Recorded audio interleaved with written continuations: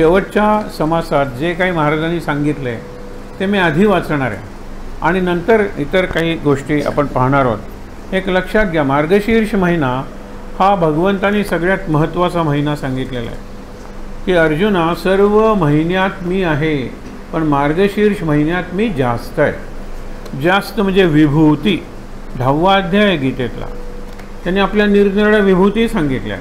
म्हणजे सगळ्या वृक्षात मी आहे, पण अश्वत्थ वृक्ष म्हणजे पिंपळाचं झाड, त्याच्यात मी सगळ्यात जास्त आहे. त्यांनी तुळस नाही सांगितले, हे लक्षात ठेवा.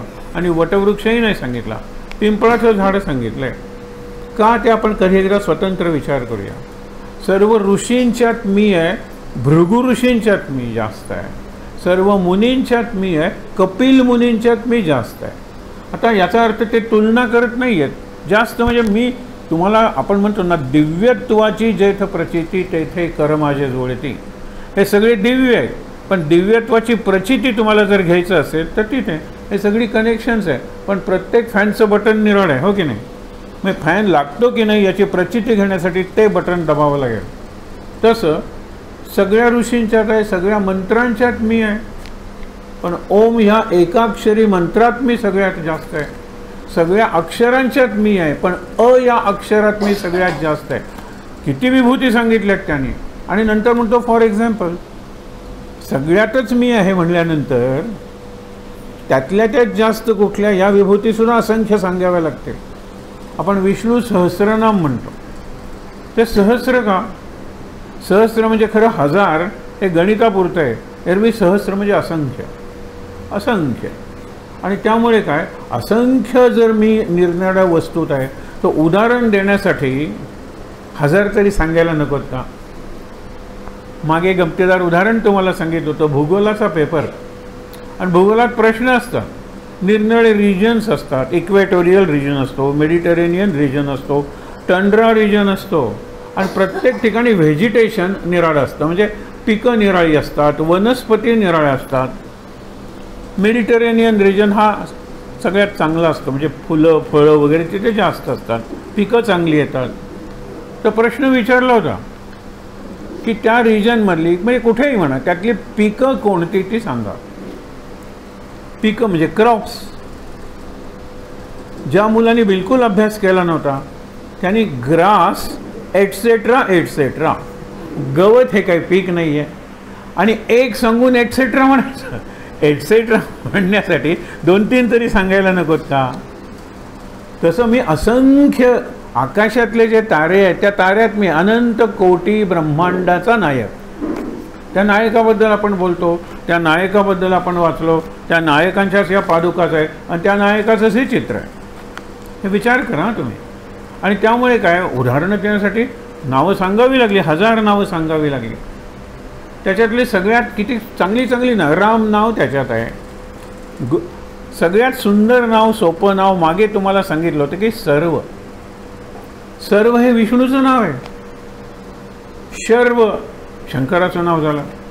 पण शंकर आणि विष्णूत काही भेद नाही. म्हणजे शंकर सर्वांच्यात आहे, विष्णू सर्वांच्यात आहे, ब्रह्मदेव सर्वांच्यात आहे, सरस्वती लक्ष्मी काली सर्वांच्यात आहे. म्हणजे काय, सर्वांच्यात हे सर्व कसे, त्याला सर्व म्हणजे विष्णू म्हणलेलं आहे. मागे तुम्हाला एक गंमतही सांगितलं होती की असा कोर्स चालू होता आणि त्या कोर्समध्ये निरनिराळी नावं, त्याच्यावरचं चिंतन, प्रत्येकाला विचारलं तुझं नाव काय, तुझं नाव काय. काही नावं अलीकडची जर सोडली तर प्रत्येक नाव हे कुठल्या ना कुठल्या तरी देवाचं, देवीचं, शक्तीचं वर्णन करणारं होतं. अलीकडची नावं मात्र जरा निराळी असतात, इंटरनेटवरून त्यांना मिळतात. कुठलंही नाव असेल त्याचा शेवटचा अर्थ सरस्वती किंवा लक्ष्मी असतो. लक्ष्मी जास्त पॉप्युलर आहे, पण सरस्वतीसुद्धा सांगा. मग सान्वी वगैरे काही असेल, लक्ष्मी, सरस्वती सांगून टाकायचं नाव. पण साधी नावं जी विष्णूची, देवीची, देवी सहस्रनामावली आहे, शिव सहस्रनामावली आहे, हनुमान सहस्रनामावली आहे, श्रीराम सहस्रनामावली आहे. आता संतांच्या सहस्रनामावली आहेत. आणि इतकंच काय, संत सहस्रनामावली म्हणून स्वतंत्र आहे. साईबाबांची सहस्रनामावली लोकांनी केलेलं आहे. त्याच्यात गंमत बघा, या सहस्रनामात 900 नामं कॉमनच असतात. आता अनंत हे नाव सगळीकडे असलं पाहिजे. अनंत शिव, अनंत लक्ष्मी, अनंत गुरु हे असलंच पाहिजे. कितीतरी नावं ही कॉमन असतात. काही नावं त्याचं जे चरित्र असतात. आता शंकराचं चरित्र निराळं आणि विष्णूचं चरित्र निराळं. विष्णूच्या अवतारात सुद्धा रामाचं चरित्र निराळं आणि याचं चरित्र निराळं, कृष्णाचं चरित्र निराळं. वरवर अगदीच निराळं वाटेल. राम हा एकपत्नी तर हा बहुपत्नी, राम हा एकवचनी तर हा बहुवचन, निरनिराळ्या ठिकाणी निरनिराळं वचन. परस्पर विरुद्ध वाटतात आपल्याला ही चरित्र, पण विष्णूचेच अवतार आहे. आणि हे परस्पर विरुद्ध असल्याशिवाय कार्य घडत नाही. प्रकृती आणि पुरुष म्हणजे स्त्री आणि पुरुष म्हणलं तरी चालेल, असल्याशिवाय निर्मिती होत नाही ना. आपण ज्यावेळेला म्हणतोय सर्किट कंप्लीट पाहिजे त्यावेळेला निगेटिव्ह पॉझिटिव्ह हे दोन गोष्टी असतात. हे निगेटिव्ह म्हणजे निगेटिव्ह नाही आहे, ते पॉझिटिव्हला पूरक आहे आणि पॉझिटिव्ह हे निगेटिव्हला पूरक आहे. महाराजांनी अप्रतिम उदाहरणं दिलेलं आहे. दिवस आणि रात्र का होतात, मुलांनी प्रश्न विचारला. महाराजांचं उत्तर चांगलं आहे, सूर्यामुळे. रात्र सूर्यामुळे होते, दिवस सूर्यामुळे हा कॉमन सेन्स आहे. रात्र सूर्यामुळे होते म्हणजे काय, महाराजांनी फार छान सांगितलेलं आहे. सूर्याच्या असण्यामुळे दिवस आहे आणि सूर्याच्या नसण्यामुळे रात्र आहे. असणं आणि नसणं हा भेद आहे. तो ईश्वरच जर सगळ्यांना बुद्धी देतो तर काही ना तो पाप करण्याची बुद्धी का देतो, काही ना तो पुण्य करण्याची बुद्धी का देतो, किंवा एकाच व्यक्तीला कधी पाप करण्याची आणि कधी पुण्य करण्याची का बुद्धी देतो. ईश्वर ज्या वेळेला असतो त्यावेळेला पाप, माझ्या कृतीत माझ्या त्यावेळेला पुण्य, माझ्या कृतीत माझ्या विचारात. आपण म्हणतो ना विचार उच्चार आणि आचार याच्यात जर ईश्वर असेल, सद्गुरू असेल तर पुण्यच घडेल आणि नसेल तर पाप घडेल. हे उघड आहे. पण दोन्ही घडलं कोणामुळे, सद्गुरूंमुळे घडलं. हे सांगणारा हा चरित्र ग्रंथ आहे. म्हणजे प्रत्येक गुरूंचे ग्रंथ असेच असतात, चमत्कार असतात. या ग्रंथात त्यामानाने कमी चमत्कार आहेत. तर काही सद्गुरूंचे ग्रंथच असे असतात की केवळ चमत्कारांची शृंखला, काही विशेष घडत नाही. साईबाबा त्यांनी प्रवचनं केली आहेत, असं कधी आढळत नाही. बोलत होते, त्या बोलण्याला खूप अर्थ होता. सगळ्यात स्वामी समर्थ ते अवधूत उन्मनी वृत्तीचे होते. काय बोलतील याचा नेम नाही, जे बोलतील ते त्याला समजायचं आणि त्याच्यात त्याचं कल्याण असायचं. वरवर बघितलं तर त्या शिव्यासुद्धा असायच्या. अत्यंत घाण बोलायचे ते, असं लोकांना वाटायचं. पण तयाचे विसाट शब्द सुखे म्हणू येते वेद. ही जी शरीरच त्यानं नसतो, देहभावच नसतो, बोलत असते ती आकाशवाणीच असते, ती वेदवाणीच असते आणि ती भविष्यवाणीच असते. हे लक्षात ठेवा, ही दिव्यवाणी आहे. सद्गुरूंचं तसंच असतं. त्या मानाने आपले महाराज हे, मी चांगल्या अर्थाने शब्द वापरतो, बऱ्यापैकी नॉर्मल आहेत. बऱ्यापैकी 2 लग्न केली, 4 मुलं झाली, 4ही मेली. आता हा अनुभव आपल्याला बघा ना, आपला एखादं जर गेलं, एखादं जर आजारी पडलं, एखाद्याला जर रोग झाला तर आपण अस्वस्थ होतो. 4ही मुलं गेली.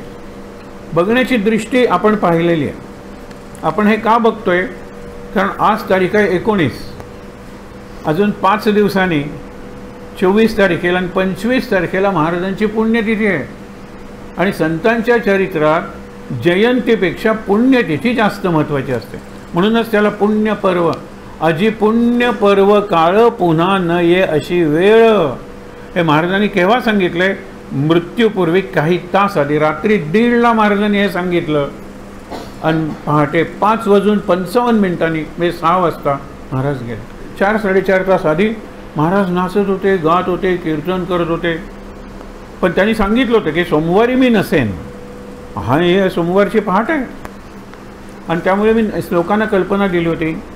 लोकांना कल्पना असली तरी प्रत्यक्ष जाणं हा एक धक्का असतोच की. तर त्याप्रमाणे लोकांना खूप वाईट वाटलं. त्याचं वर्णन आत्ता ह्या चरित्रात आपण वाचलं. हे चरित्र आधीच आहे, ह्याच्याबद्दल मी तुम्हाला नंतर सांगतो. पण मला महाराजांचं तुम्हाला सांगायचं होतं की महाराजांच्या चरित्रात त्यांची दुसरी पत्नी होती, ही महाराजांनी निवडलेली पत्नी होती. जसं स्वयंवर असतं, ही स्वयंवधू होती. आई म्हणाली की मी म्हातारी झालेली आहे आणि तू अजून तरुण आहेस, तर तू दुसरं लग्न कर. घराला कोणीतरी आधार पाहिजे, मला कोणीतरी मदतीला पाहिजे. महाराज होई म्हणले नाही तर नाही म्हणले नाही.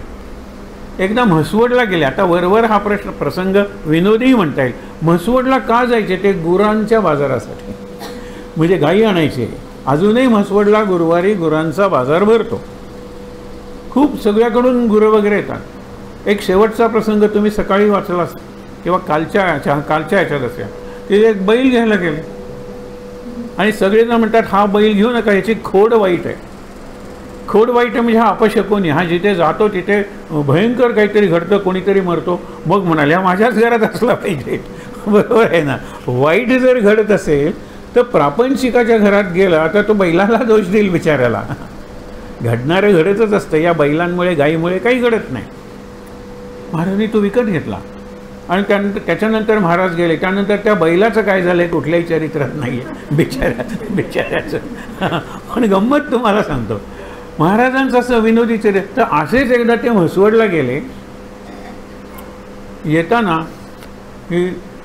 एका कुटुंबात गेले. म्हणाले की माझ्या एका मित्राला बायको पाहिजे, तुम्हाला 3-4 मुली आहेत. त्यांनी पहिली मुलगी आणली, चांगली आहे, शिकलेली. त्यावेळेचा शब्द गृहकृत्य दक्ष, म्हणजे स्वयंपाक करेल, सगळं घर स्वच्छ ठेवेल वगैरे वगैरे अशी मुलगी. नाही म्हणाले ही नको, दुसरी आहे ना तुम्हाला? हां दुसरी. मग त्यांनी तिचाही गुण सांगितला. तिसरी. म्हणाले आणखीन एक तुम्हाला मुलगी आहे ना? आहे म्हणाले, पण ती आंधळी आहे, दाखवा बरं. आता आंधळी मुलीला दाखवणं म्हणजे त्याला काहीच न दिसणं, पण यांना दिसणं, हीच पाहिजे म्हणाले. तुमच्या मित्रासाठी पाहिजे, तुम्ही अशी कशी निवडता? नाही म्हणाले मलाच पाहिजे आणि मी माझा मित्र आहे, हे लक्षात ठेवा. आपला सगळ्यात चांगला मित्र आपणच आहोत आणि आपला सगळ्यात वाईट शत्रू आपणच आहोत. गीतेतलंच वाक्य आहे, माझा सगळ्यात चांगला मित्र मी आहे, वाईट शत्रूही मी आहे. बऱ्याच वेळेला आपण शत्रूसारखं वागतो आणि जगाला दोष देतो. आताच हे सगळं लक्षात ठेवा. तर गंमत बघा, घेऊन आले आणि पुढचा तो प्रसंग आपल्याला माहीत आहे. इथे काही नवीन मंडळी असतील आणि त्यांना महाराजांच्या चरित्रातले काही भाग प्रसंग बघायचे असतील की कसा होता महाराजांचा स्वभाव, घेऊन आले तिला घरी. आणि दार उघडल्यानंतर आईने दार उघडल्यानंतर बघ मी सून आणली. सून अशी कशी आणायची? महाराज म्हणाले दुसरं लग्न आहे, तिथल्या तिथे मंदिरात वगैरे काहीतरी लग्न केलं, काय वरात वगैरे काढायचे नाही आहे, मोठं लग्न करायचं नाही आहे, आईला कल्पनाही नाही आहे हे घेऊन येणार आहे. आणि म्हणाले सून अत्यंत आज्ञाधारक आहे. हां हे कशी कळलं तुला लगेच? आणि त्यावेळेला असा परिचय विवाह प्रेमविवाह असं काही नव्हता. डोळे वर करून बघणार नाही तुझ्याकडे. त्यावेळेला हे आज्ञाधारक म्हणायचं, म्हणजे खाली बघून ऐकणं, हो सासूबाई हो सासूबाई अशी सून. डोळे वर करून बघणार नाही असं बघते तर काय. आंधळी कशी वर आणि खाली बघेल सांगा बरं. या बायकोबद्दल त्यांचे जे प्रसंग आहेत तेच 2-3 प्रसंग मी तुम्हाला सांगतो. एरवी ते एकांतात तिला प्रेमानं आंधळी म्हणायची, पण लोकांतात म्हणजे लोक असताना सरकार म्हणायचे, आलं आमचं सरकार. आणि या सरकारानं महाराज गेल्यानंतर 5 वर्ष गोंदवल्याचा इतका सुंदर व्यवहार पाहिला, नुसता आर्थिक व्यवहार पाहिला नाही आहे. तर तिथे सगळी जी उपासना चालू झाली, निरनिराळे उत्सव चालू झाले आणि एका वर्षात सगळे उत्सव येतात लक्षात ठेवा. 5 वर्ष तिने बघितली, मदत केली त्याला. हे जे इथे ब्रह्मानंद महाराज आहेत, त्या ब्रह्मानंद महाराजांनी मानसपुत्र तिला मानत होती. उल्लेख असा आहे महाराज मानसपुत्र मानत होते असा विशेष उल्लेख नाही आहे. त्या मानसपुत्र म्हणत होत्या ब्रह्मानंद महाराजांना. या दोघांनी मिळून उपासनेची एक पद्धत ठरवली, ज्या पद्धतीप्रमाणे काकड आरती वगैरे आपणही अजूनही तेच करतो. हे सातत्य त्या महामानवाचं कृत्य आहे. आता लक्षात ठेवा, उत्सवाला ना की पेढे करायचे असतात, पुण्यतिथीला पेढे वाटायचे आणि जयंतीला सुंठ साखर वाटायची, अशी एक पद्धत आहे. पुण्यतिथीला पेढे का मी तुम्हाला का सांगतोय, या तुम्ही पेढे असतील आणि जाताना लाडूही मिळतील, कारण तो अत्यंत सण आहे लक्षात ठेवा. पुण्यतिथी म्हणजे मृत्यूचा दिवस नाही आहे, तो मुक्तीचा दिवस आहे. आणि त्या दिवशी आपण हजर असणं म्हणजे आपणही मुक्तीची तयारी करण्यासारखं आहे. तर ज्यावेळेला महाराज गेले त्यावेळेला महाराजांचा उत्सव निरनिराळ्या केंद्रात सुरू झाला. ब्रह्मानंद महाराजांचं केंद्र होतं बेलदडीला. तिथेही असे हजारो लोक यायला लागले आणि पेढे असे रात्रंदिवस करत राहायचे ना. पेढ्यांची ताटं भरलेली हवी असायची. आणि अशा वेळेला ब्रह्मानंद, चला मी बसतो थोडे पेढे करायला, मला बरं द्या. आणि तो खवा दिला जायचा आणि ते असे वळून बघितल्यानंतर त्यांच्या ह्याच्यात राम अशी अक्षर उठायची. त्यांचे जे पुतणे भीमराव गाडगोळी जे होते, महाराजांचं चरित्र लिहिलं, हे चरित्र लिहिलं त्याही वेळेला ते होते आणि आपलं चरित्र लिहिलं त्याही वेळेला ते होते. आणि बाबांनी कन्फर्म केलेल्या ज्या काही गोष्टी आहेत त्यात ही एक गोष्ट आहे. म्हणाले माझे काका ते ज्या वेळेला पेढे असे वळून टाकायचे त्याच्यावर राम राम राम असे अक्षर लिहिले असायचे. हे असं का होतं? महाराजांनी उत्तर दुसऱ्या संदर्भात आधीच दिलेलं आहे की ज्या वेळेला नाम शरीरात मावेनासं होतं त्यावेळेला ते सर्व इंद्रियातून बाहेर पडतं. त्या मावशीला महाराजांनी सांगितलं होतं की नाही? ती म्हणाली की गळ्यात नुसत्या माळा घालून बसता आणि स्वतःच्या हातात कधी माळ बघितली नाही, दुसऱ्याला नेहमी सांगता जप करा म्हणून. ते म्हणाले मावशी तुम्हाला आईसारखी आहेस, माझ्या कपाळाला कान लाव, काय ऐकू येते तुला? श्रीराम जय राम जय जय राम. माझ्या छातीला कान लाव, काय ऐकू येते तुला? श्रीराम जय राम जय जय राम. माझ्या गुडघ्यांना माझ्या पायाला शरीराला तू जिथे कान लावशील तिथे तुला श्रीराम जय राम जय जय राम ऐकू येईल. हे नाम आहे ते इतकं आत गेलेलं आहे, लक्षात ठेवा. असंच नाम मरताना शेवटी बाहेर येतं. आपण नेहमी सांगतो की नाही की गोडाऊनमध्ये पहिला घातलेला माल सगळ्यात शेवटी बाहेर येतो आणि काल टाकलेला माल आज काढताना सगळ्यात लवकर येतो. म्हणून मृत्यूच्या वेळेला काय बाहेर यायला पाहिजे? नाम. तर ते सगळ्यात खोल गेलं पाहिजे, म्हणजे शेवटचा श्वास नामात गेला पाहिजे, हे महाराज सांगायचे. तर पहिली जी पत्नी होती तिचं नाव सरस्वती. ती योगिनी होती. तिला महाराजांनी स्वतःला नेलं होतं नाशिकला, कारण तिथे जवळ त्यांना दाखवायचे होते आपले गुरु. ती म्हणाली गुरूंचं एवढं सांगता मला गुरूंचं दर्शन घ्यायचं आहे, आपण फसतो कुठे याची ही एक कथा आहे. तर त्यावेळेला महाराज म्हणाले हे माझे गुरु, गुरूंबद्दल तुला सगळंच माहीत आहे, तुला काय मागायचं असेल ते माग, एकांतात माग, मी बाहेर थांबतो. तिने मागितलं. गुरुही हसले आणि हेही हसले. म्हणाले नको तेच मागितलंस ना, मी काय मागितलं हे तुम्हाला कुठे माहीत आहे आणि तुम्ही कसं म्हणता नको तेच मागितलं? त्यावेळेला ते म्हणाले की मुलगा व्हावा माझ्यासारखा असं मागितलंस ना? हो म्हणाले. काय वाईट आहे त्याच्यात? अगं आपलं मुलं जगणार नाही आहेत, हा मुलगा जगणार नाही आहे, म्हणजे आज मागितलं जे उद्या नष्ट होणार आहे, असं कशाला मागितलंस? तू मुक्ती मागितली असतीस ना तर माझ्या गुरूंचं एवढं सामर्थ्य आहे त्यांनी तुला मुक्तसुद्धा केलं असतं. पण आता पुत्र मागितलास तर पुत्र होईल. मुलगा झाला, मुलगा गेला. आता ही दुसरी पत्नी, तिला 3 मुलं झाली, झाला गेला. त्यावेळेला त्यांच्यातला संवाद लक्षात ठेवा जो आज आपल्याला फार महत्त्वाचा आहे. या 3 मुलांची महाराजांनी बारसीसुद्धा केली नाही, बारसंसुद्धा केलं नाही. त्यावेळेला त्या काय म्हणाल्या की तुम्ही आपण मुलाचं बारसं करत नाहीत म्हणून मुलं मरतात, हा त्या स्त्रीचा प्रापंचिक म्हणजे आपल्या दृष्टिकोन आहे. तुम्ही बारसंच करत नाही म्हणून मुलं मरतात. महाराज म्हणतात मुलं मरणार असतात म्हणून मी बारसं करत नाही. हा आध्यात्मिक दृष्टिकोन आहे. मला माहीत आहे ही जगणार नाही आहे, बरं तुझी इच्छा आहे तर आता या मुलीचं बारसं करूया. केलं, शांता नाव ठेवलं. एक गंमत बघा, फरक काय. आपण अल्बम जमवणारी मंडळी आहोत, आपण हल्ली व्हिडिओ वगैरे सगळं जमवणारी मंडळी आहोत, जपणारी मंडळी आहोत. आपण जत्रेतली मंडळी आहोत, यात्रेतली मंडळी नाही आहोत. जत्रा म्हणजे जमवणे आणि जपणे, आणि यात्रा म्हणजे या आता चला जाऊया, सगळं राहू दे मागे. आता यात्रेला निदान इथल्या बऱ्याच जणांनी यात्रेला सुरुवात शरीराने केलेली आहे पण मनाने नाही केलेली. अजून करायला पाहिजे सुरुवात. काही नाही, इथलं हळूहळू एक एक एक एक नुसता मृत्युंजय मंत्र म्हणायचा नाही. मृत्युंजय मंत्राचा अर्थच आहे उर्वारुकमिव बंधनान मृत्योर मुक्षीयमामृतात. म्हणजे एखादं फळ आपण त्यांनी काकडी म्हणलेलं आहे, तंस बांधलेलं असतं आणि जसजसा तो देठ मोठा होत जातो तसं एक एक बंधन तुटत जातं, कारण आता गरज नाही आहे. तो देठ आहे त्याचं रक्षण करणार आहे.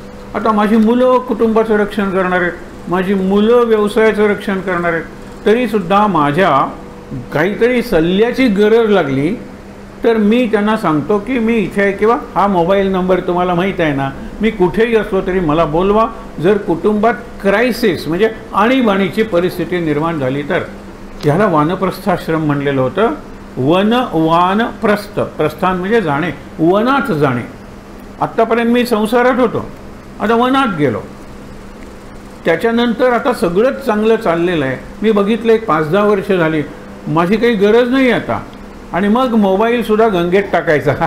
किंवा त्यांना परत द्यायचा. आता माझा नंबरच नाही आहे, आता माझं रेशन कार्ड नाही आहे, आता खरं म्हणजे माझं नावच नाही आहे. संन्यासाला काही नसतं, नाव नाही, गाव नाही वगैरे सगळं.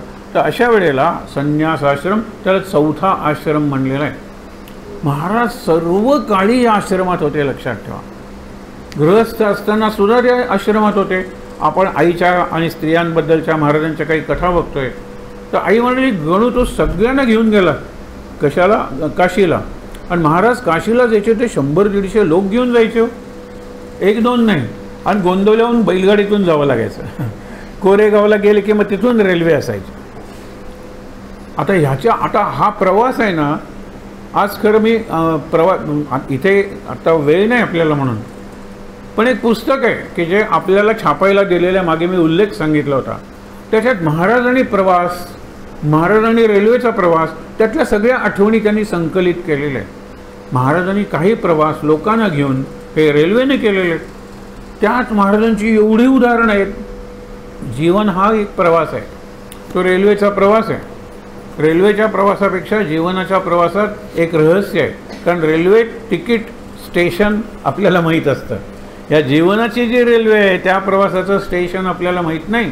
कुठे उतरायचं आहे, कधी उतरायचं आहे, कसं उतरायचं आहे, काही माहीत नाही आहे. पण हा रेल्वेचा प्रवास आहे.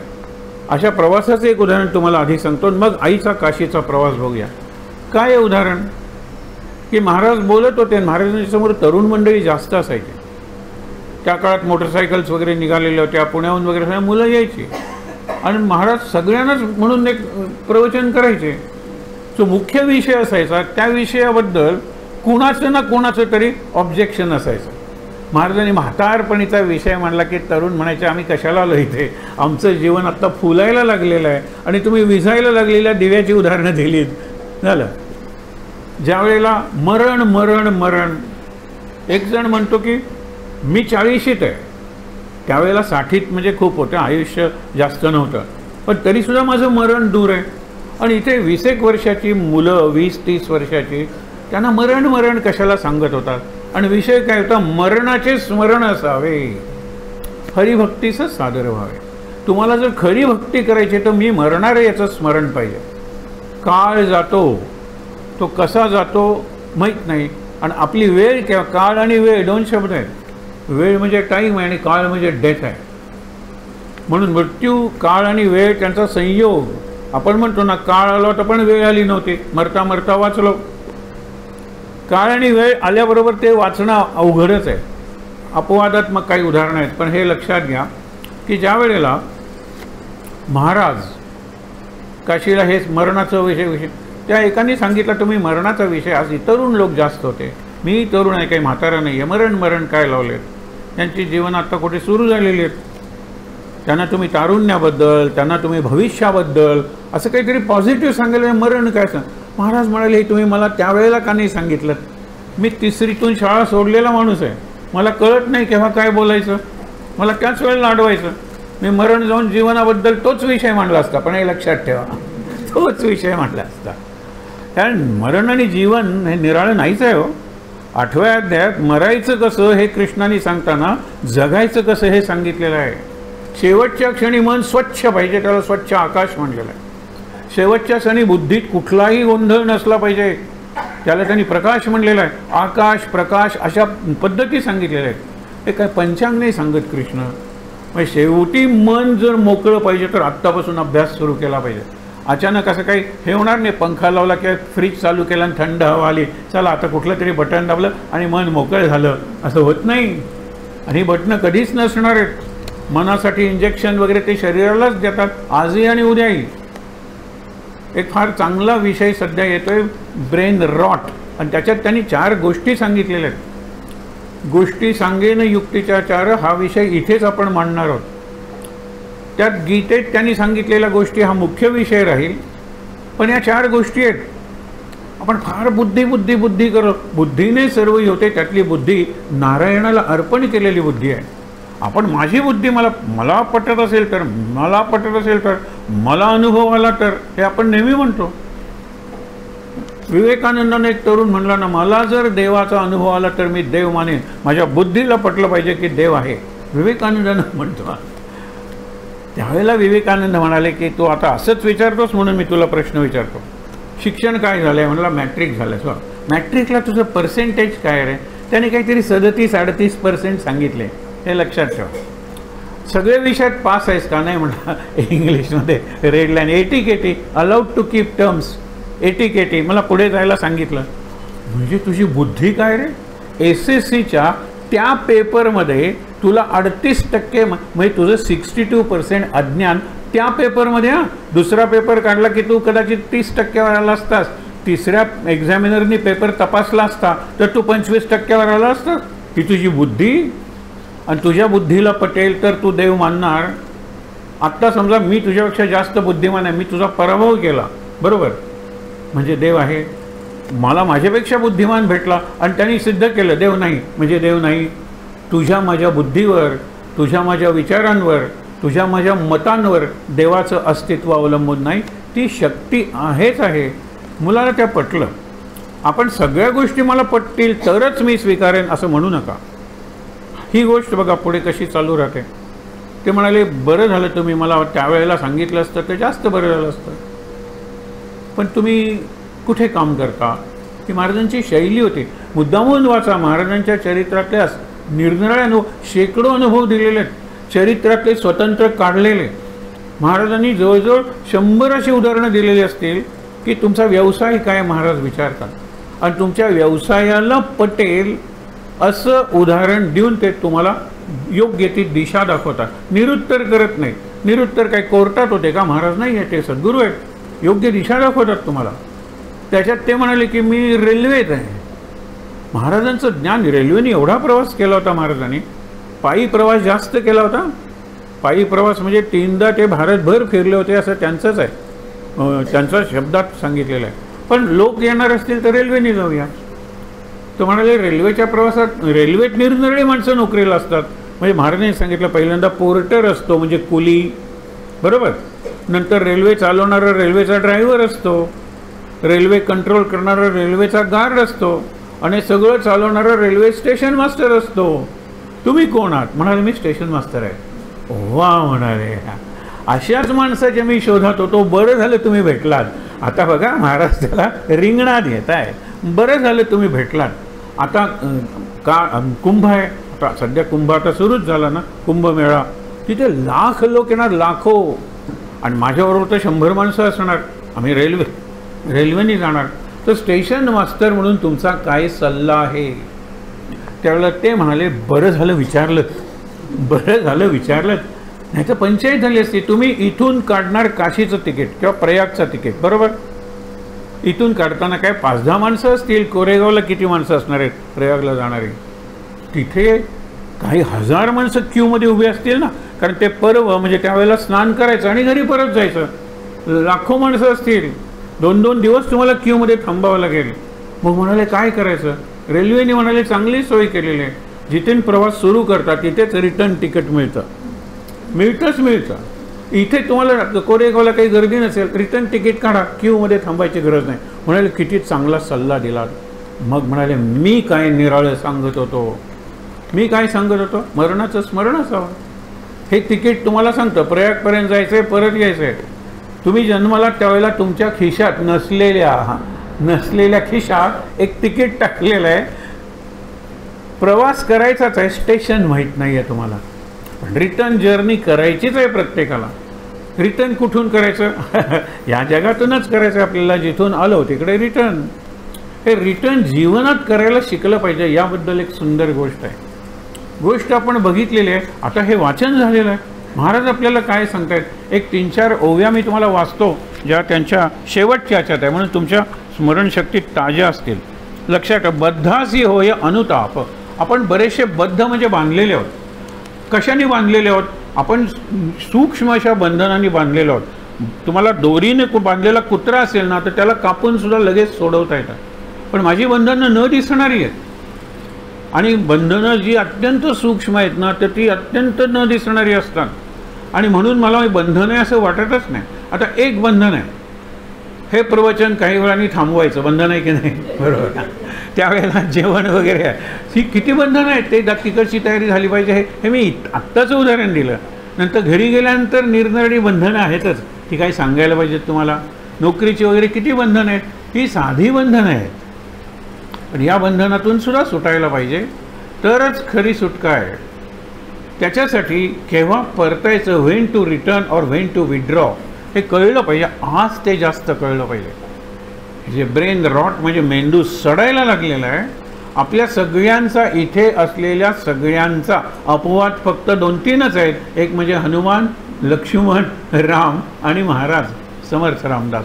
हेच अपवाद आहेत, कारण त्यांच्या काळात मोबाईल नव्हता. नाहीतर हे सुद्धा अपवाद असणं जरा कठीण झालं असतं. जाऊ दे, मी मोबाईल का सांगतो, डायरेक्ट तोच विषय.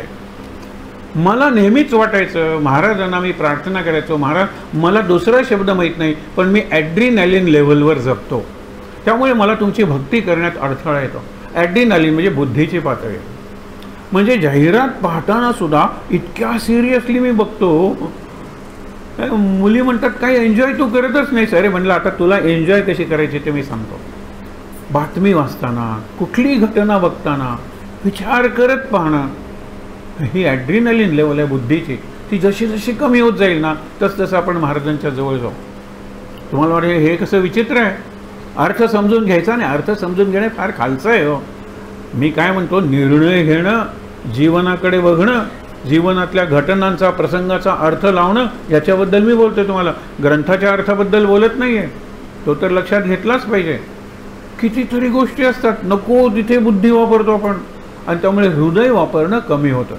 भावशक्ती कमी झालेली आहे, आणि ज्याला विचारशक्ती म्हणतो बुद्धीची, ती खूप वाढलेली आहे. आणि ती चुकतो ना विचार, कारण ही बंधनं आहेत ना. त्यामुळे मी देहाच्या बाजूने विचार करतो. माझी मुलं, इतरांची मुलं, मी आणि माझ्या घरातली इतर माणसं, माझी संस्था, माझा देश, माझा सगळं बघा ना. हे निर्णय या पद्धतीने घेतल्यामुळे ते चुकीचेच असतात निर्णय, ते संकुचित निर्णय असतात. आजचा निर्णय उद्या बरोबर नाही हे मला पटतं, पण त्यावेळेला आणखीन एक दिवस गेलेला असतो. म्हणून सांगितले बद्धासी होय अनुताप. अनुताप म्हणजे मागे जाऊन विचार केला पाहिजे, अरे चुकलो मी. प्रत्यक्ष जाऊन करेक्शन करणं काळात शक्य नसतं, कारण तो भूतकाळ होऊन गेलेला असतो. मग सॉरी म्हणणं, क्षमा मागणं, मनातल्या मनात क्षमा मागणं, महाराज त्याचं कल्याण हो म्हणून प्रार्थना करणं, हे आपल्याकडे आहेत ना.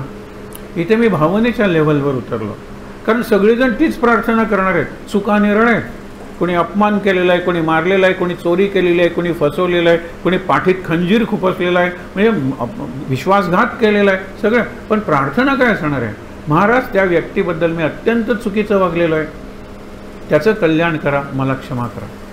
ही प्रार्थना सगळ्यांची सारखीच असणार आहे. इथे बुद्धी वापरायची काय गरज आहे. आणि जितकी कमी बुद्धी वापरेल ना, तितकी भावना माझ्या प्रार्थनेत जास्त उतरेल. म्हणून या ॲड्रिनॅलिनला त्यांनी 4 दाखवले आहेत. आणि फार संशोधन गाजतंय. गोष्टी सांगेन युक्तीच्या 4 हा विषय आपण जानेवारी-फेब्रुवारीतच म्हणणार आहोत. त्याच्यात या 4 गोष्टी सांगणार आहे की अशी कुठली माझ्या शरीरातली द्रव्य आहे की जी द्रव्य मी बंद करून टाकलेली आहेत सिक्रिशन होणं. तुम्हाला समजण्यासाठी एक सांगतो. एक प्रोफेसर, चांगले ॲग्रिकल्चर युनिव्हर्सिटीचे, एकदा त्यांचा जावई मला घेऊन आला. पुण्याचे ते जगभर लेक्चर्स वगैरे देत जाणार आहे. आणि आले, मी त्यांना नाव विचारतोय.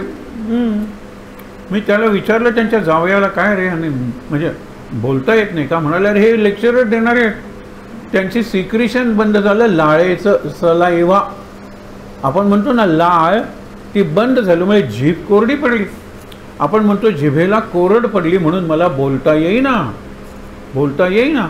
त्यांची जीभ एवढी कोरडी होती की बोट लावलं ना तरी काही कळत नव्हतं, म्हणजे बोलताच येत नव्हतं त्यांना. कल्पना करा. मी म्हणलं, मी काही डॉक्टर नाही. तो घेऊन आला होता. यांनी काय करावं म्हणलं, सत्यनारायण काय करू नये ते सांगतो. सत्यनारायण करू नये, कुठल्याही वाराचा उपवास करू नये, कुठल्याही विशिष्ट देवीच्या देवळात जाऊ नये. ते म्हणाले, मी नास्तिक आहे. मग म्हणलं, चांगलंच आहे, जास्त लवकर तुम्ही महाराजांकडे पोचाल. जितके तुम्ही आस्तिक, जितके तुम्ही धार्मिक, जितके तुम्ही रूढीवादी, परंपरावादी, दूर. महाराज म्हणतात या जन्मात शक्य नाही आहे. ते सगळं सोडून फक्त महाराज महाराज महाराज, बस, दुसरं काही नाही. नुसतं म्हणायचं माता रामो मतपिता रामचंद्र. आता मतपिता दुसऱ्याचा पिता नाही आहे, म्हणून माझ्या पित्याला तो बडवतो, कारण तो त्याचा नाही, त्याच्या पित्याला मी बडवतो. आपण असे मागे गमतीदार एक कथा बघितली होती ना. आसामातली गावं तुम्ही जर गेला मिडल त्या नॉर्थ ईस्टला, तर फक्त बायका मर कामं करतात आणि नवरे फक्त ड्रग ॲडिक्ट झालेले आहेत, जुगार खेळतात, दारू पितात आणि येऊन बायकांना मारतात, बायका सहन करतात. हे तिथे याला गेले होते, ट्रिप्स जातात ना, अशा निरनिराळ्या शाळांच्या ट्रिप्स जातात. तिथे 2 तरुणींना हे बघवलं नाही. त्यांनी सांगितलं की काय तुम्ही मारता नाही पती परमेश्वर ना. मग त्यांनी मारलं तर ती काय आम्ही शिक्षा नाही, आम्ही तपश्चर्या म्हणून घेतो. नाही म्हणाले, तो तुम्हाला मारतो, किती मारतो, आम्ही बघितलं आहे वगैरे, सहन करतो. तर त्या आल्या पुण्याला परत, या दोघी तरुणी, आणि त्यांनी डिस्कस केला हा प्रश्न. म्हणाले आम्हाला आतून वाटतंय की त्या ज्या सगळ्या भागातल्या स्त्रिया आहेत, भयंकर हाल सहन करतात, दिवसभर काम करतात, येताना चुलीत घालायचं जळणसुद्धा डोक्यावरून तो भारा घेऊन यायचा, खूप वाईट. आणि आल्याबरोबर पैसे, मंगळसूत्रसुद्धा त्यांच्या गळ्यात नाही, ओढून वगैरे ते विकून दारू प्यायलेले किंवा जुगार खेळलेले. म्हणाले काय केलं पाहिजे, ते ऐकत तर नाही पती परमेश्वर. कुठून इथून प्रश्नच सुटत नव्हता. खूप चर्चा झाली, खूप पत्रव्यवहार झाले, वर्तमानपत्रात वगैरे काय करता येईल. इथून एक उत्तर निघालं. ते उत्तर फार चांगलं होतं. परत त्या तिकडे गेल्या. संध्याकाळ झाली, यायला लागले एक पतिदेव. असे 2 पायावर काही पतिदेव चालू शकत नव्हते. आता तुझा पती कुठे आहे? तो डावीकडचा आहे, तो माझा पती, आणि उजवीकडचा माझ्या मैत्रिणीचा पती. मैत्रिणीच्या पतीला तू बडव, तुझ्या पतीला मैत्रीण बडवेल, चालेल का? चालेल की म्हणल्या, हे चालेल. माझ्या मैत्रिणीचे तिच्या पतीच्या त्रासातून सुटका झाली, तर मी मैत्रिणीचं कर्तव्य केलं म्हणून माझ्या पतीला त्यांनी बडवलं, माझ्या त्रासातून सुटका झाली. पती देव काय येईन असे झाले पहिल्यांदा घरात. नंतर घरातल्या मुलांनी सांगितलं की बाबा दारू वगैरे प्यायचे तर घरात यायचं नाही, आणि पाय तर उचलायचाच नाही आईला मारायला, हात तर उचलायचाच नाही आम्हाला मारायला. क्रांती झाली, क्रांती. त्यांनी केलं काय? फक्त तुझ्या पतीलाही मारेल, तिच्या पतीला तू मार. आणि दारुड्याला मारणं सोपं असतं, तुम्ही अनुभव घेऊन बघा दुसऱ्या. कारण काय, त्याला स्वतःचा तोल सांभाळत नाही, जरा धक्का दिला की तो पडतो. अगदी असाच एक तुम्हाला सांगतो संस्कार कसे असतात ते. 10वीत झाला होता वर्ग, त्यावेळेला म्हणाले सगळ्यांची कारणं हीच. कशात? ग्रामीण गोव्यात जुगार खेळतात, गडगडे वगैरे त्याला काय म्हणतात, ते दारू पितात आणि येऊन मारहाण करतात. इतकंच काय, तुम्हाला सांगतो की प्रगती पुस्तकं असतात ना, ती पापडासारखी तळलेली आमच्या शाळेत आलेली होती, शहरातली शाळा आमची. म्हटलं काय केलं? हे तळलं का? नाही म्हणाले, वडील आल्याबरोबर फेकू. मी म्हटलं बाबा सही करा. ते सही करण्याच्या शक्तीतच नव्हते. म्हटलं आईचा अंगठा आण ना. मग आम्ही अशा मुलांचे, ज्या मुलांचे वडील दारू पित होते त्यांच्यावर मी सही करत होतो गार्डियन म्हणून. म्हटलं आय एम रिस्पॉन्सिबल. नंतर तक्रार करत आली की 2-3 परीक्षा झाल्या, प्रगती पुस्तकच घरात आलेलं नाही आहे. म्हटलं हे तुमच्या मुलाचं प्रगती पुस्तक आणि आधीचं प्रगती पुस्तक दॅट वॉज फ्राईड. हे फ्राईंग, तुम्ही तळताना पापड वगैरे तुम्ही फेकून दिलं.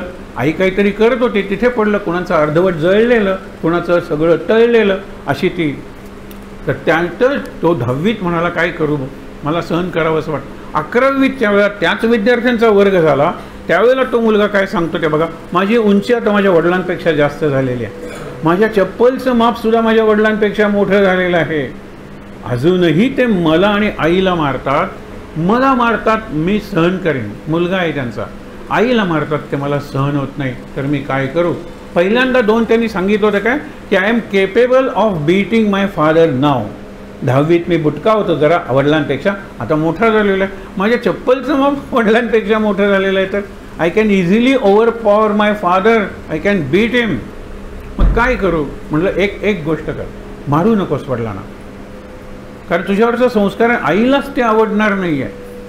वडिलांनी आईला मारायला लाथ उचलली की ती धरायचं पाय आणि कबड्डी खेळत वडिलांना सगळीकडे फिरवायचं. नको येईल त्यांना, नको. दुसरा पाय उचलला, परत तुला वडिलांचं पाय धरल्याचं पुण्य मिळालं. ओके, वडिलांना दारू पिऊने व्यायाम केल्याचं पुण्य मिळालं. हे लक्षात घ्या तुम्ही. शेवटी ऐकू येत आहे ना मी बोलतो येते. हां मग ठीक आहे. तर गंमत काय आहे की प्रश्न असे सुटतात, हे ॲड्रिनलिन लेवल नाही आहे.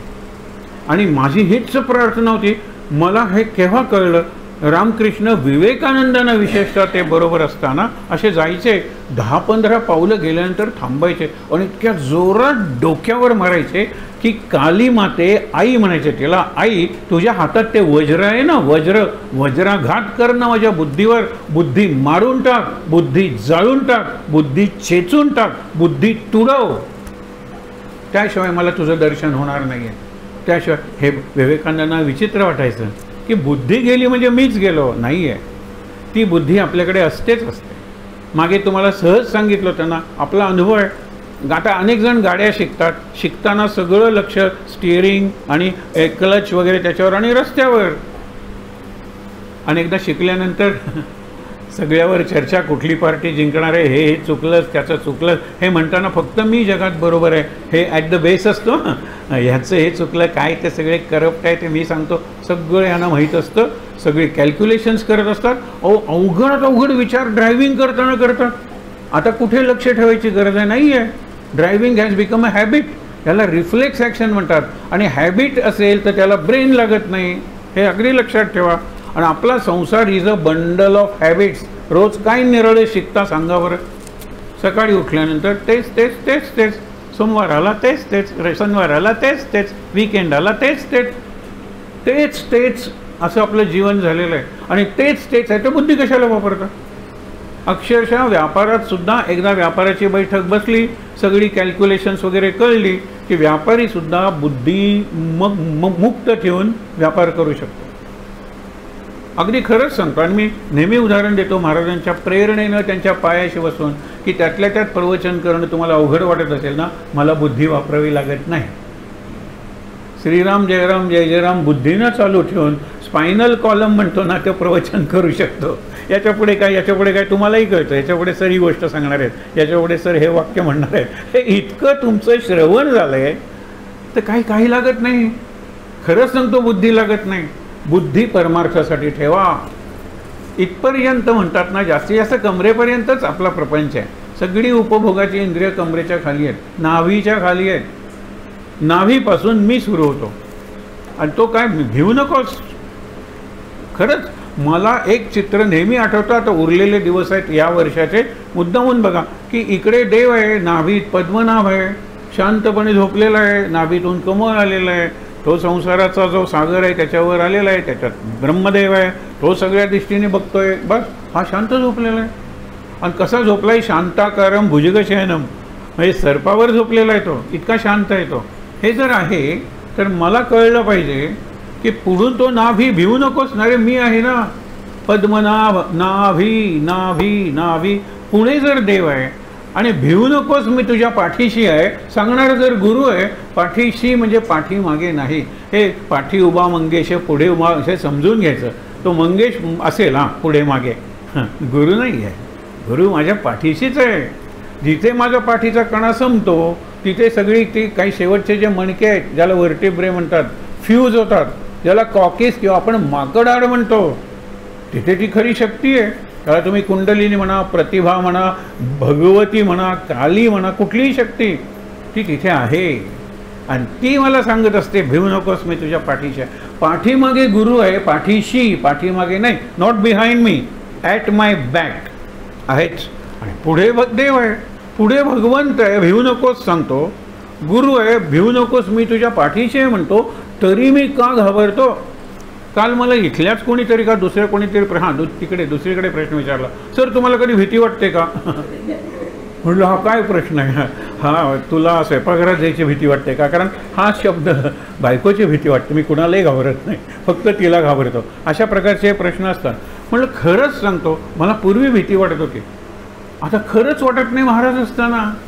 कारण महाराजांच्या हातात जर मी आहे, माझा श्वास जर महाराजांच्या श्वासात आहे, तर काय त्यांचीच इच्छा, तेच करणार आहेत सगळं.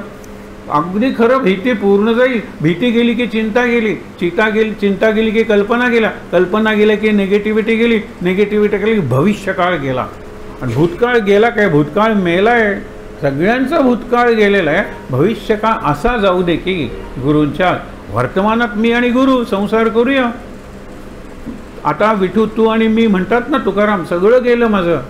विठू आता तुझं माझं राज्य, तुझं माझं राज्य म्हणजे मी नाम घेऊन थकतोय का तू नाम ऐकून थकतोयस? बघूया, लावूया शर्यत.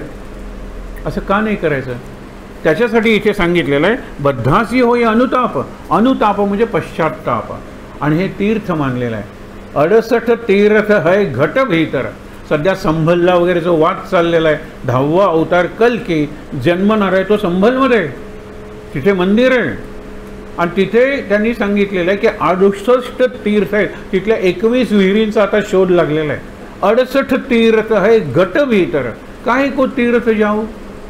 हे गोरक्षनाथ आपल्या गुरूंना सांगतायत की माझ्या शरीरातच जर 68 तीर्थ आहेत, पवित्र पॉईंट्स आहेत. गुगलला विचारा, 1 to 68 तुम्हाला सांगतील ते.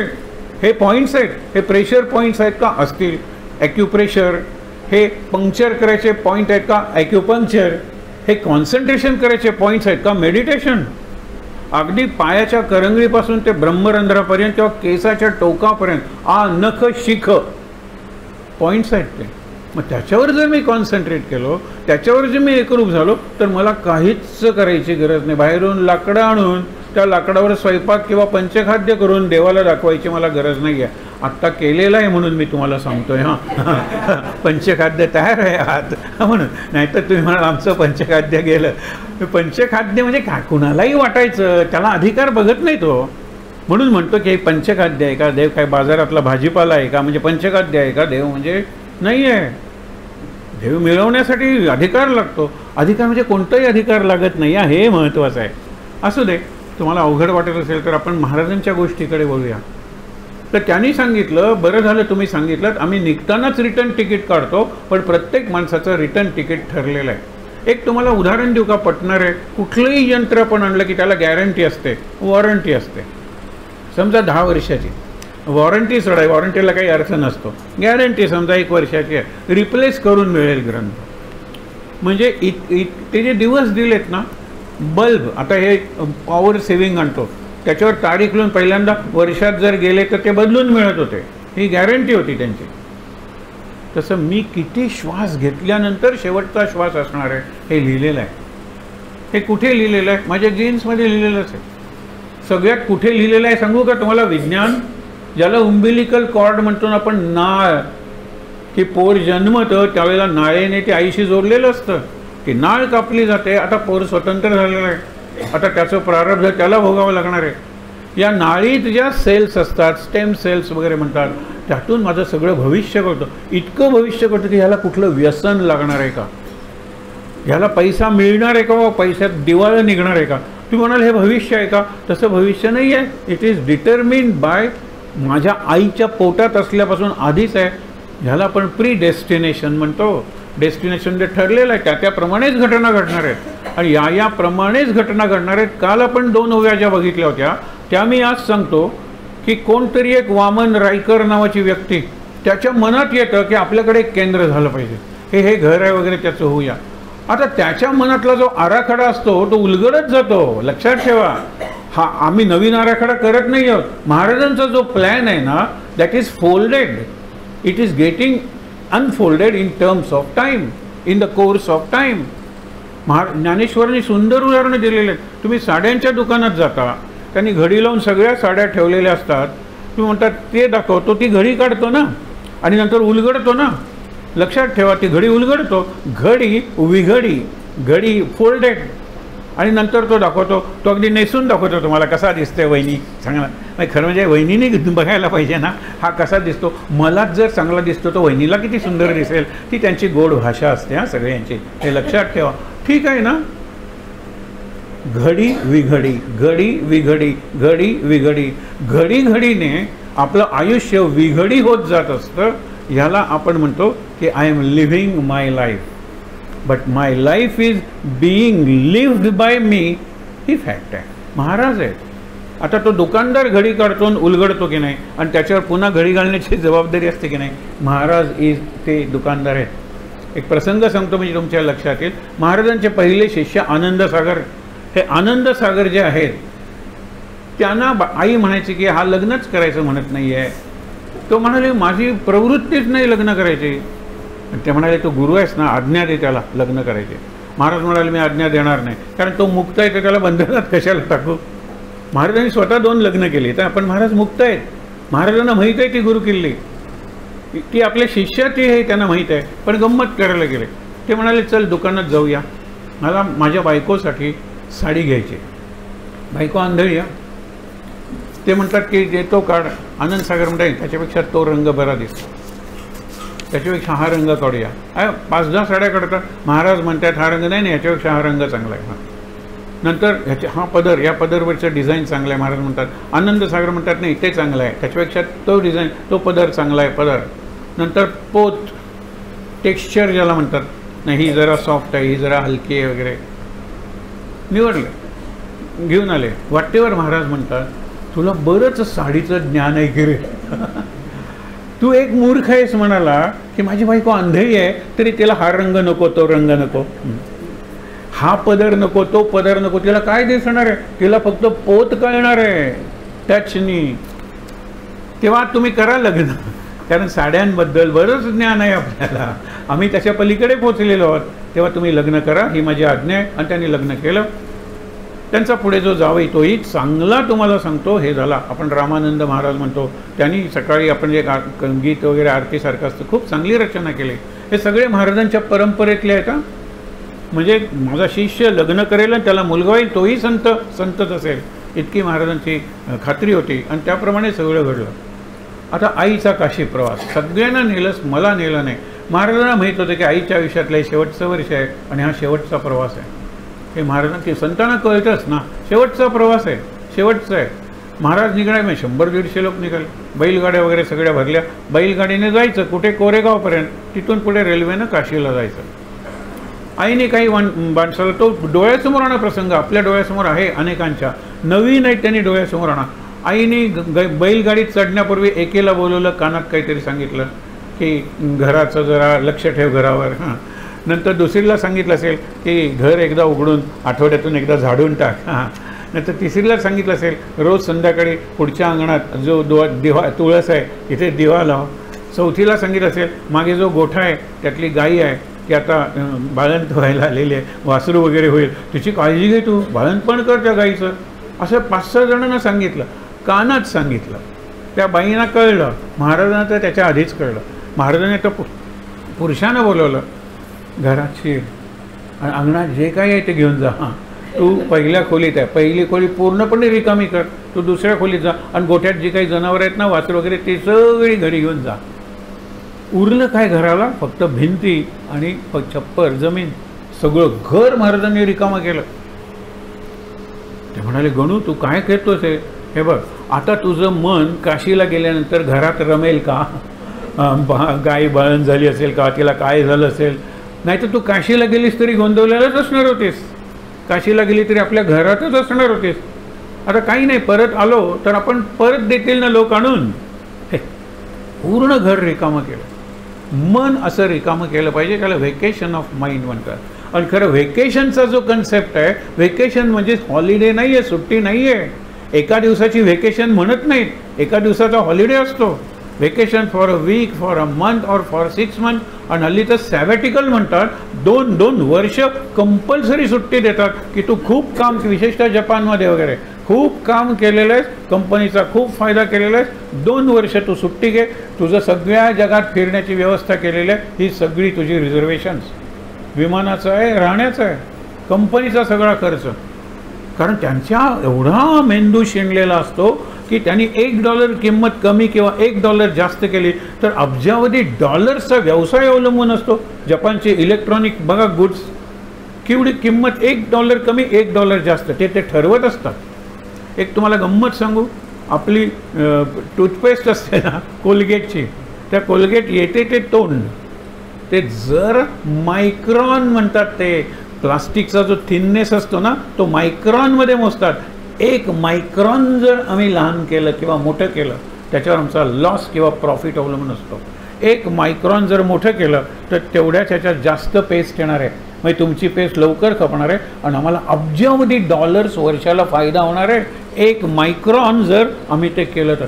आता किती ठेवायचं मग आपण ती आपली पेस्ट मोठी वाचे म्हणून झाकण मोठं करूया, मग झाकणं मोठी झाली, झाकण मोठे कोणी उलटी शीर्षासन करून ठेवायला लागले, शेवटपर्यंत पेस्ट मिळेल. हे सगळे व्यवसायाची टेक्निक्स म्हणतात ना, ती इतका विचार करावा लागतो. म्हणून त्यांना त्या व्हेकेशनची गरज असते. Vacate your mind and return after the holidays or vacation. आपण करत नाही. आपण व्हेकेशनला जास्त गच्चवून येतो, ज्याला आपण दुर्दैवानं वीक एंड म्हणतो. It is end of my energy. Weekly मी डिमॅशिएट होतो, पूर्णपणे नष्ट होतो, माझी शक्ती उरतच नाही. म्हणून सोमवारी निर्माण केलेली प्रॉडक्ट्स आम्ही विकत नाही. पहिल्यांदा सांगितलं, शुक्रवारी निर्माण केलेली products assembled on Friday are not sold in this shop. कारण फ्रायडेला त्यांना पगार मिळतो, त्यांचा वीकेंड म्हणजे सॅटर्डे संडे, आणि फ्रायडेला सगळे प्लॅन्स ठरतात. म्हणजे फ्रायडेवर कायम मोबाईलवर असतात. मग कुठे जायचं ठरलं आहे, तिकडे नको इकडे, मग काय घ्यायचं ठरलं नाही, मग कुठे राहायचं ठरलं वगैरे. संपूर्ण फ्रायडे ते बोलत असतात सॅटर्डे संडेचा प्लॅन करायला, आणि त्याच्यात चुका होतात. म्हणून फ्रायडेला जी प्रॉडक्ट्स तयार केलेली आहेत ती आमच्या दुकानात विकली जात नाही. नंतर त्यांच्या लक्षात आलं की सॅटर्डे संडेला लोक एवढे थकतात की मंडेला डोळे नीट उघडत नाहीत, मंडेला तोल वगैरे जातो. मग मंडेला असेंबल केलेली प्रॉडक्ट्स आम्ही विकत नाही.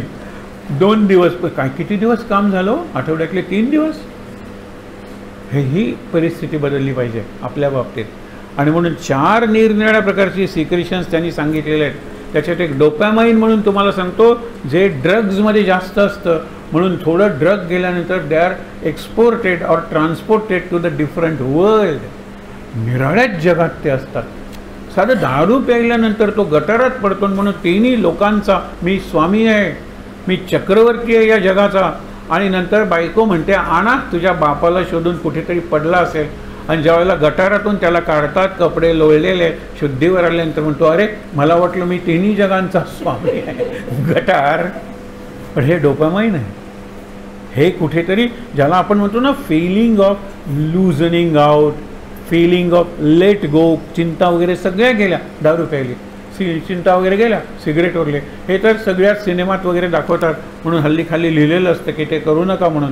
पण लक्षात घ्या, हे डोपिंग ज्याला म्हणतात ना, उत्तेजक घेतात हे खेळाडू वगैरे, आणि त्यांना बाद केलं जातं. ऑलिम्पिक्समधली गोल्ड मेडल्स परत घेतली गेलेली आहेत, कारण कृत्रिमरित्या घेतलेली आहेत त्याने. एक आनंदाची भावना असते, त्याला प्लॅसिबो इफेक्ट म्हणतात, त्याला युफोरिया म्हणतात. निरनिराळे शब्द आहेत, हे तुम्हाला कळणार नाहीत, कारण एक खास शब्द आहेत. युफोरिक इफेक्ट म्हणजे I am in a different world. मी नंदनवनात आहे, मी नंदनवनाचा राजा आहे. याच्यात आनंदाचे डोई, आनंद तरंग, याच्यात मी आनंदाचा मार्गी आहे, मी आनंदाचा पंथ आहे. हा त्यांचा खरा आनंद आहे. त्यांना काही घ्यावं लागत नाही. तो म्हणतात, तुम्ही सोमरस घेता म्हणजे दारू, आम्ही ब्रह्मरस घेतो. दारूच्या सोमरसाची नशा उतरल्यानंतर तुमच्या लक्षात येतं तुम्ही गटारात आहात.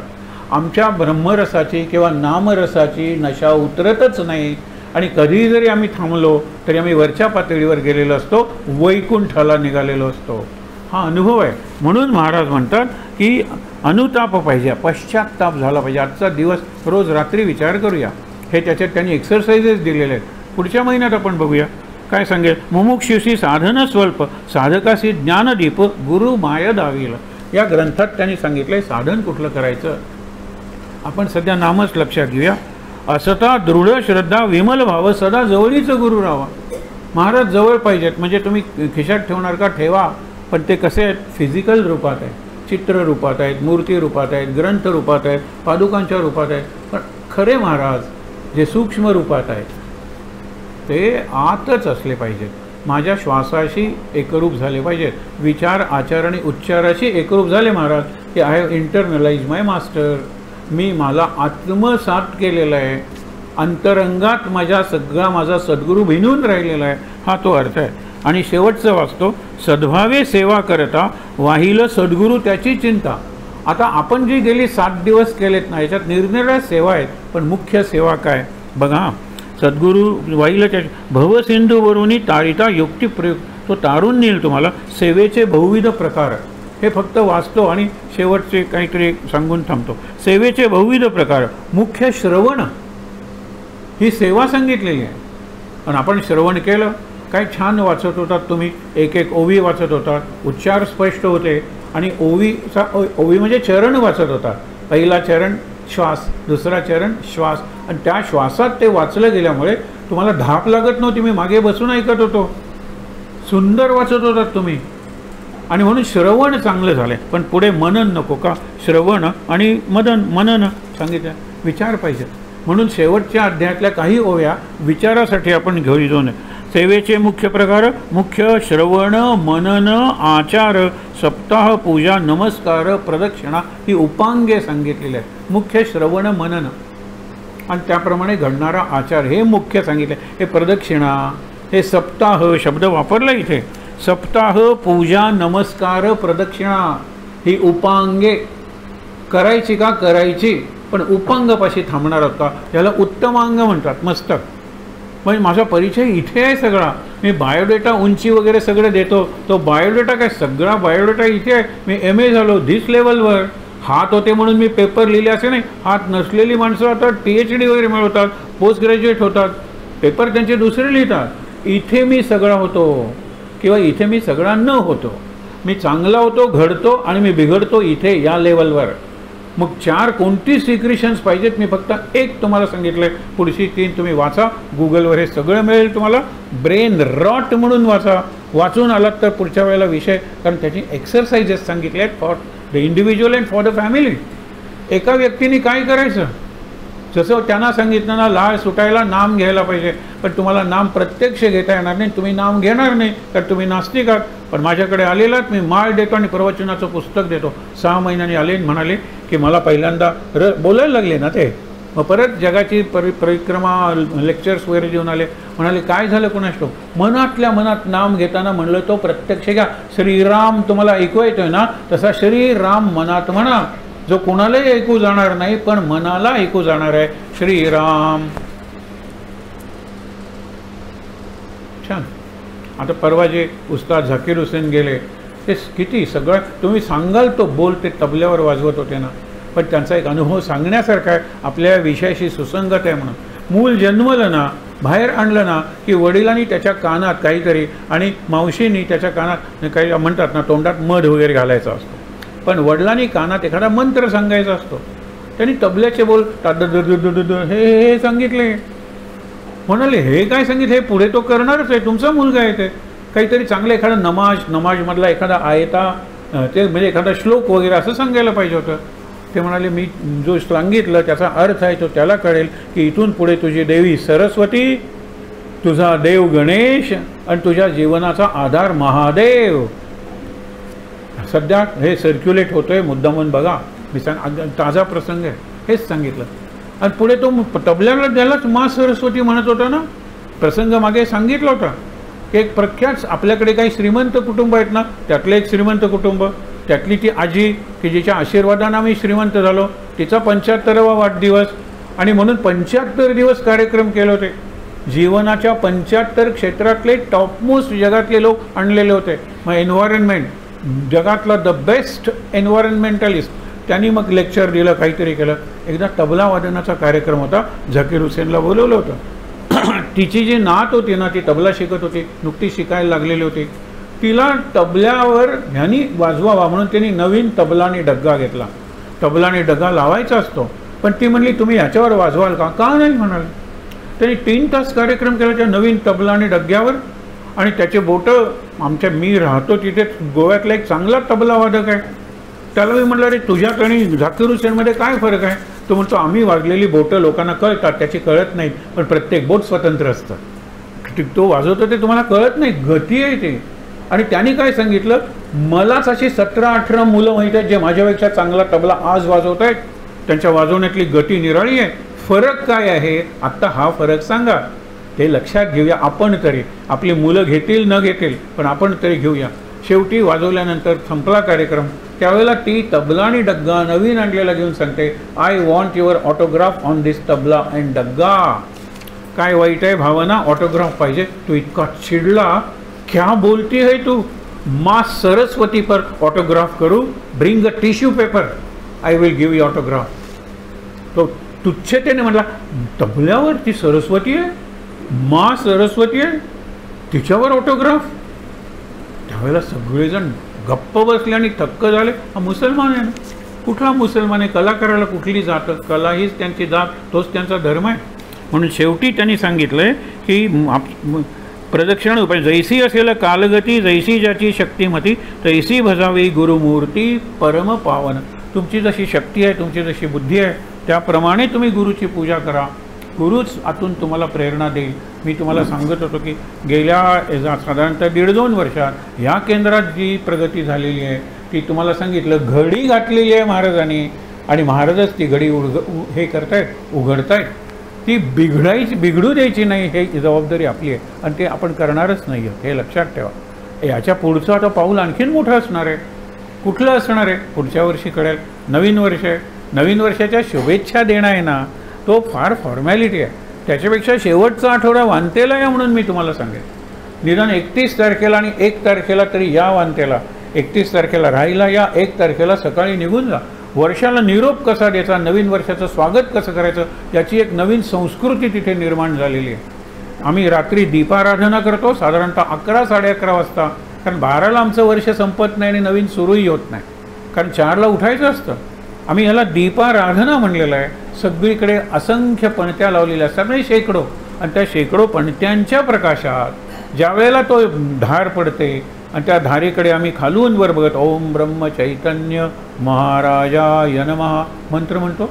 सगळीकडे सायलेन्स असतो, फक्त मंत्राची व्हायब्रेशन्स असतात. अप्रतिम अनुभव असतो. तो संपूर्ण वर्ष त्या अनुभवावरून ओवाळून टाकावं असा तो देव दुर्लभ अनुभव असतो. मला जर विचाराल तर वांतेला वर्षभराला नाही तरी चालेल, पण हा अनुभव घ्यायला या. ही विभूती आहे वांतेची. सगळ्यात मी आहे, पण ह्याच्यात मी जास्त आहे. आणि दुसऱ्या दिवशी पहाटे 4 वाजता दीपोत्सव. या आमच्या छोट्या मुली या सगळ्या शेकडो पणत्या लावतात, आणि 12च्या पणत्या शांत झालेल्या असतात. लगेच उठून रात्रीच्या झोपल्या किती, काय केलं किती विचारूच नका. त्यांनी जुन्या वर्षाला प्रकाशात निरोप दिलेला असतो, आणि नवीन वर्षाचं स्वागत प्रकाशात केलेलं असतं. आणि प्रकाश म्हणजे पॉझिटिव्हिटी म्हणल्यावर तुम्हाला सगळं कळेल. म्हणजे प्रकाश म्हणजे आनंद, समाधान, तृप्ती सांगायला नको. All positivity is light, and light is life. जीवनात प्रकाश नाही तर ते मरणच आहे, हे अगदी लक्षात ठेवा. म्हणून तुम्हाला सांगतो, मार्गशीर्ष वद्य पंचमी आजची तिथी जर असेल तर लक्षात ठेवायचे, पुढच्या वर्षी वर्धापन दिन. मार्गशीर्ष वद्य पंचमी, मार्गशीर्ष शुद्ध द्वितीय वांतेच आहे. त्याच्यानंतर असाच एक सप्ताह करता येईल. आणि पंचमीला यावेळेला किंवा 19 डिसेंबरला आधी 7 दिवस सोयीनं आपल्याला तसंही करता येईल. लोकांना हवेत हे सप्ताह, त्यांच्यामुळे त्यांचं मन आहे ना ते बऱ्यापैकी रमतं. अनेकांनी मला सांगितलं की पहिल्यांदा ग्रंथाचं समाधान मिळालं, अरे आत्मविश्वास वाढला, आता मी सहज ग्रंथांचं करीत पारायण. एक तुम्हाला फक्त किल्ली देऊन ठेवतो, बघा तुम्हाला जमलं तर. उपासनेच्या सुरुवातीला हे जास्त चांगलं आहे करायला. शनिवार रविवार ज्यांना सुट्टी आहे ते शुक्रवारी संध्याकाळी 7ला घरी येतात आणि सोमवारी सकाळी 7ला कामाला जातात. 60 तास त्यांना मिळतात. They get 60 full hours. झोपेचे सोडा, जेवणाचे सोडा, बाकीच्या आंघोळ वगैरेचे सगळे सोडा. तुम्हाला किती 60 तासमधले किती तास मिळतील? 60 मधले 16 आवर्स जरी मिळाले ना, तुमचं दासबोधाचं पारायण होईल, हे पारायण होईल, गजानन महाराजांचं पारायण होईल, आणि खरं सांगतो ज्ञानेश्वरीचं सुद्धा पारायण होईल. गीतेचं मनाच्या श्लोकांचं काय एका दिवसात होतं. आत्मविश्वास वाढेल. दर आठवड्याच्या शेवटी निदान 1 आठवडा वीकेंडला गेला. मी मुलांचं सुद्धा ऐकलं पाहिजे, मुलांबरोबर नवऱ्याचं सुद्धा ऐकलं पाहिजे. गेले नाटकाला, एखादा तरी वीकेंड मला मिळणार नाही आहे असा 60 तासांचा नवीन वर्षाचा संकल्प करूया. वीकेंडला मी I will try to get cut off. Cut off म्हणजे सायलंटवर ठेवा. आणि असा एक मौन तुम्ही पाळू शकणार नाही आहेत, मोबाईल मौन. एक दिवस मोबाईल मौन ठेवायचा, अवघड जाईल. पण असं का नाही करायचं? सकाळी मी 6ला उठलो ना, 6 ते 8 नो मोबाईल, सायलंटवर ठेवा. 6 ते 8 जे आलेले कॉल्स आहेत ते 8 ते 10 घ्या, 10 ते 12 नो मोबाईल. ते सायलंटवर आलेले कॉल आहेत ना, 12 ते 2 घ्या, 2 ते 4 नो मोबाईल. एवढं तरी करूया ना. मी तुम्हाला एक रिदम सांगितलं आहे. तुम्ही तुमच्या कामाप्रमाणे, नोकरीप्रमाणे, जीवनाप्रमाणे हे सगळं ठरवा तुम्ही, पण मोबाईल कमी करा एवढा एकच संदेश वैज्ञानिक देत आहेत. एका राष्ट्राने, ऑस्ट्रेलियाने 16 वर्षाखाली मोबाईल नाहीच वापरायचा म्हणून कायदा केलेला आहे. त्या राष्ट्राला ते करावं लागतं. कायदा कसा करायचा, कायदा हा भाग निराळा. मी माझ्यापुरता विचार करेन, माझ्या मुलांचाही विचार करणार नाही. परवा सहज एकाला विचारलं की जो भारतभर फिरत असतो आणि आम्हाला नेहमी प्रश्न विचारतो, माझा मुलगा मोबाईल, सतत मोबाईल करत असतो आणि हे काढा, बाबांचा मोबाईल खिशातही नसतो, त्यांच्या हातात असतो. बाबांच्या हातात मोबाईल आहे. मला विचारतात मुलगा सतत मोबाईलवर असतो. मी उत्तर देण्यापूर्वी त्यांना कुठेतरी मेसेज येतो, ते जातात बाहेर माझ्यापासून दूर, उत्तर ऐकायला नंतर येतात. वडील टोटली इमर्स्ड इन मोबाईल आणि तक्रार मुलाबद्दल करतात. काही नाही आहे. त्याला मी विचारलं, बाबा रे, are we fighting a lost battle or losing battle? Mobile येण्यापूर्वी we were fighting a losing battle आणि आता we are really fighting a lost battle so far as mobile is concern. पण मी माझ्यापुरतं I have not lost my battle of my life. मी जीवनाचं युद्ध किंवा लढाई संपलेली नाही आहे. मी I will try to get rid of. नको असेल तर नाही, माझ्या व्यवसायाचं आवश्यक आहे तर पाहिजेच, पण तरीसुद्धा हे असं काहीतरी मी करेन. आणि मग बघूया आपण तो हा जो मेंदू आपला रॉट व्हायला लागलेला आहे, सडायला कुजायला लागलेला आहे. खरं सांगतो, पण जाणवत नाही, कारण सगळ्यांचाच ब्रेन रॉट झालेला आहे. आणि एक धोक्याची सूचना तुम्हाला फक्त देतो आणि एक थांबतो, महाराजांचंच एक वाक्य सांगून थांबतो की खरंच कान आणि डोळ्याच्या 95% experiences that we get from outside, their audio visual. म्हणजे 100 अनुभव मी घेतो, त्यातले 95 अनुभव लक्षात ठेवा, 95 out of 100 they come through eyes and years. बाकीचं तुम्ही करा बघा. नाकातून किती परफ्युम्स घेतो मी, किती प्रकारचे निरनिराळे वास घेतो, शरीराला किती निरनिराळ्या प्रकारचे स्पर्श, आणि जिभेत एवढ्या रेसिपीज असल्या तरी किती निरनिराळ्या प्रकारच्या रुची. अरे मर्यादा आहे. पण डोळ्याने मी काय पाहिन आणि कानाने मी काय ऐकेन, अनंत आहे. आणि तिथेच बरोबर मेंदू आहे किंवा between the years and behind the I balls म्हणतात. ते आईज सुद्धा म्हणत नाही, आय बॉल्स, ज्याला आपण प्युपिल म्हणतो, बुबुळ, की जिथून बघतो, पांढरा भाग आहे तिथून बघत नाही, बरोबर त्याच्यामध्ये आणि 2 कानांच्या मध्ये तुमचा मेंदू आहे, 2 किंवा 2.5 किलोचा. त्याला सांभाळा आणि आपण तो संकल्प करूया. कारण आता आपण भेटणार आहोत पुढच्या वर्षी इथे, आणि मग पुढच्या वर्षाच्या तारखा वगैरे दिल्यात, लवकरच भेटणार आहोत 4 आणि 5 तारखेला. म्हणजे शनिवार रविवार आहे म्हणून, तर त्यावेळेला आपल्याला यायचं आहे. आणि नवीन आपण कुठला तरी ग्रंथ सुरू करणार आहोत. त्या ग्रंथाची आपण करूया पालखी, त्या ग्रंथाची पूर्व पार्श्वभूमी वगैरे पाहूया आणि दासबोधाला निरोप देऊया. कारण दासबोधाचा आपल्याला एक समास जो राहिलेला आहे 20वा, तर तो असा संकल्प, 3 प्रवचन असतात, त्यातली 2 दासबोधाला द्यायची आणि 3रं प्रवचन पुढचा जो ग्रंथ असेल त्याची पार्श्वभूमी, असं आम्ही आत्ता ठरलेलं आहे. पण हे सध्या घडी आहे, विघडी काय असेल ते त्यांना माहीत आहे. फक्त महाराजांचं एक वाक्य फक्त सांगतो, सगळ्यात फार सुंदर वाक्य आहे महाराजांचं. मला आवडणारी अनेक वाक्य आहेत, बोधवचनं वगैरे महाराजांची आहेत. त्या बोधवचनात ते म्हणतात, आपल्याला सगळ्यांना माहीत आहे, फार सोपं वाक्य आहे ऐकायला, बोलायला, जगायला अवघड आहे, की प्रपंचासाठी लागणारा सर्व वेळ प्रपंचासाठी द्या, उरलेला वेळ फक्त नामासाठी द्या. आता प्रश्न मी विचारतोय, देऊ शकणार आहोत का? तुमच्या नामाला, तुमच्या सुधारणेला, तुमच्या चांगल्या जीवनाला अडकाठी जगातल्या कोणत्याही व्यक्तीची किंवा शक्तीची नाही, तुमचीच अडकाठी आहे. सकाळी लवकर उठायला अडकाठी नाही, रात्री जागलोय कसं उठू, माझीच अडकाठी आहे, हे लक्षात ठेवा. आणि शेवटचं वाक्य जे सांगतो, जे मगाशी अर्धवाक्य सांगितलं, जीवनात शेवटचा श्वास नामात गेला पाहिजे. इतकंच नाही तर शेवटची सुटणारी वस्तू नाम असली पाहिजे. आता श्वास शेवटचा गेल्यानंतर कुठली वस्तू राहते हो, कुठली वस्तू राहते? आणि म्हणून त्याला उदाहरण आहेत आपल्या आजूबाजूला सुद्धा घडत असतील, की श्वास गेला, डॉक्टर सांगतात क्लिनिकली डेड, मेले ते. त्यांनी त्यांचे पॅरामीटर्स बघितले, नाडी नाही आहे, ठोके नाही आहेत, श्वास नाही आहे, डोळे असे करून बघतात, तिथे जीव नाही आहे, जीवन. माळ चालू राहते किंवा जे माळ घेऊन नाम करत असतात किंवा त्यांच्या आत नाम चालू असतं, जे संतांना ऐकू येतं, त्याचा स्टेथॉस्कोप डॉक्टरांचा नाही आहे. डॉक्टरांच्या स्टेथॉस्कोपनी सांगितलं ही इज नो मोर. नाम चालू असतं, अक्षरशः बोटं हलत असतात, कुणाचं 2 मिनिट, कुणाचं 1 मिनिट किंवा अर्ध मिनिट, पण अगदी मेल्यानंतर सुद्धा नाम सुटलं पाहिजे. शेवटी जप सुटला पाहिजे किंवा नामस्मरण सुटलं पाहिजे. आणि मग आपण नामाकडेच जाऊ, ज्याचं नाम आहे त्याच्याकडे गेलात पुढचा जन्म नाही. हे फार अवघड वाटेल, पण पुढचं प्रवचन नाही आहे आज, एवढं फक्त सांगतो. आणि आहे त्या ठिकाणी ताट बसूया शांत.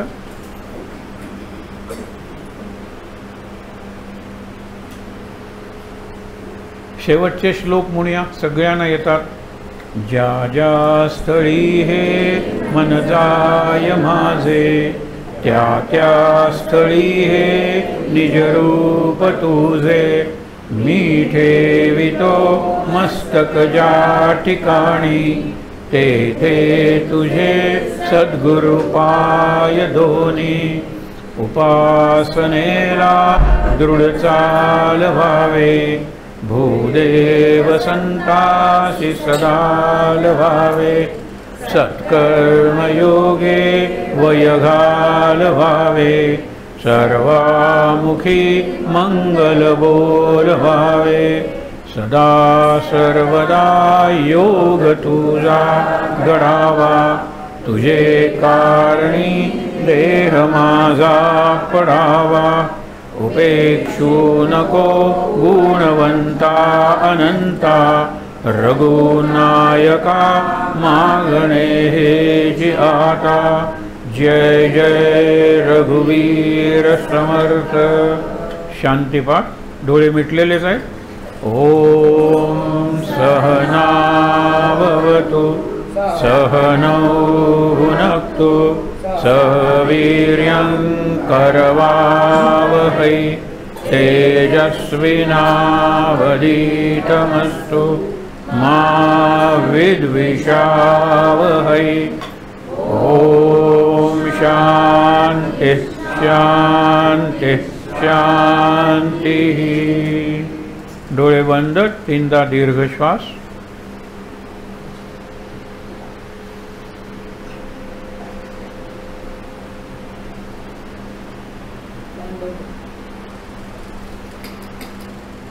हातावर हात चोळूया. रब युअर हँड्स. आणि ते हात आपण चेहऱ्यावर डोळ्यांवर चोळूया.